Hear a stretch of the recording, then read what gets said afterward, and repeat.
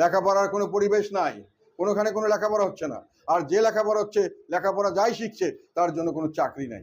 কয়েকদিন আগে দেখলাম একটা দিশে আমাদের এখানকার এইচএসসি পাস ইন্টারন্যাশনাল স্ট্যান্ডার্ডে 7 বা 8 পাসের সমান বলে তারা কোনখানে একটা ইন্টারন্যাশনাল অর্গানাইজেশন এইভাবে একটা মেজারমেন্ট করছে। মানে কোনো লেখাপড়ার কোনো কোয়ালিটি নেই। তারপরে যারা লেখাপড়া করছে বিভিন্নভাবে, তাদের কোনো চাকরি নাই। হাজার হাজার লক্ষ লক্ষ বেকার যুবক প্রতিদিন বেরোচ্ছে, এবং সেই বেকার যুবকরা কোথায় যাবে কি করবে জানে না।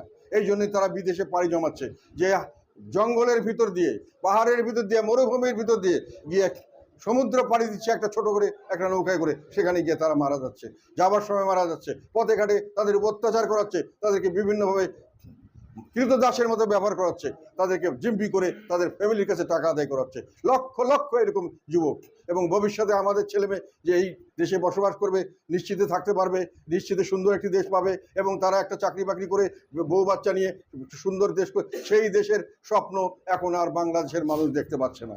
বাংলাদেশ মানুষ একটা হতাশায় ভুগছে। বেশিরভাগ মানুষ যারা সরকারের সঙ্গে জড়িত, কিছু মানুষ ছাড়া, যারা বড় বড়, এমনকি বড় বড় দল যেগুলোকে আমি মনে করি সরকারি দল, সরকারের এখন বর্তমান অন্তর্বর্তীকালীন সরকারের আছে একটা নিজস্ব দল,